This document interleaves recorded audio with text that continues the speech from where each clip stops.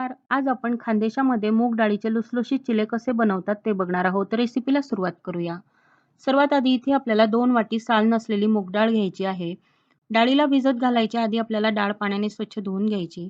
कारण कधी-कधी डाळींना boric powder लावून ठेवतो किंवा डाळीमध्ये काही डस्ट असेल ती पाण्याने निघून जाते. इथे डाळ मी 2 ते 3 वेळा पाण्याने स्वच्छ धुवून घेतलेली आहे.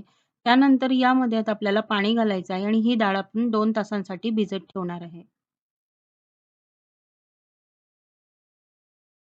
2 तासानंतर इथे तुम्ही बघू शकता अगदी डाळ व्यवस्थित भिजलेली आहे. मूग डाळ भिजण्यासाठी खूप जास्त वेळ लागत नाही, लगेच भिजून होते. त्यानंतर डाळीमधलं पाणी तुम्ही झाडांना टाकू शकता किंवा फेकून देऊ शकता. डाळीतलं पाणी काढल्यानंतर ही डाळ आता आपल्याला मिक्सरला दळून घ्यायची आहे. तर त्यासाठी मिक्सरच्या भांड्यामध्ये डाळ टाकायची, थोडं पाणी घालायचं आणि बारीकसर अशी दळून घ्यायची आहे.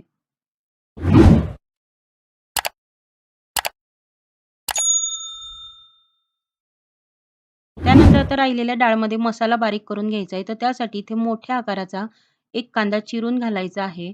कांदा डाळीमध्ये घातल्यामुळे चिल्यांना लुसलुशीतपणा येतो आणि चवसुद्धा छान लागते. त्यानंतर 2 चमचे धणे घालायचे आहेत. 1 अद्रकचा तुकडा घालायचा आहे. 1 मोठ्या आकाराचा लसणाचा कांदा घालायचा आहे. 1 चमचा जिरं टाकायचं आहे आणि 5 ते 6 हिरव्या मिरच्या घालायच्या आहे. मिरच्यांचं प्रमाण तुम्ही तिखटानुसार कमी जास्त करू शकता. आणि डाळीमध्ये हे बारीकसर असं दळून घ्यायचं आहे.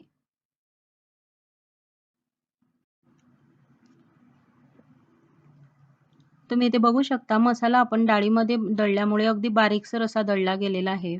त्यानंतर आता हे राहिलेलं बॅटर सुद्धा आपण एकत्र करून घ्यायचं आहे. डाळ दळून झाल्यानंतर यामध्ये आपल्याला चवीनुसार मीठ घालायचं आहे. पाव चमचा हळद घालायची.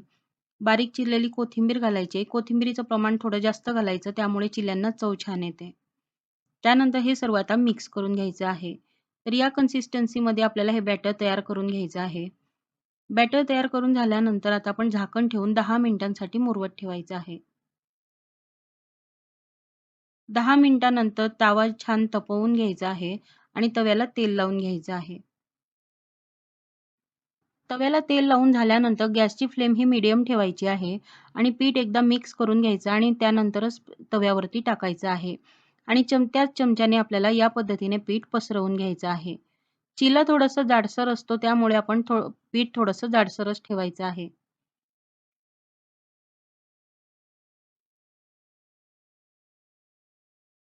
चिल्याची वरची बाजू सुकल्यानंतर यावरती आपल्याला थोडं तेल टाकायचं आहे आणि कडा सुटल्यानंतर खालची बाजू वर करून घ्यायची आहे.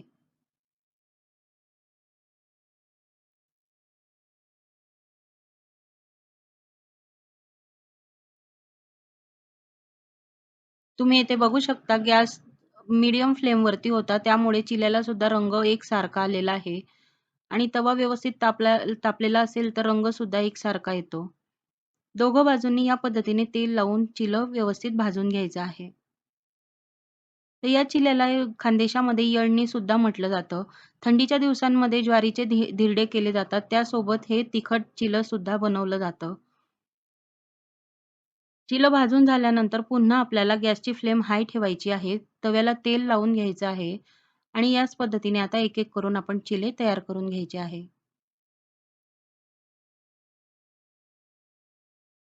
तर इथे तुम्ही बघू शकता चिले तयार करून झालेले आहेत. अगदी लुसलुशीत आणि मऊसर हे चिले तयार होतात.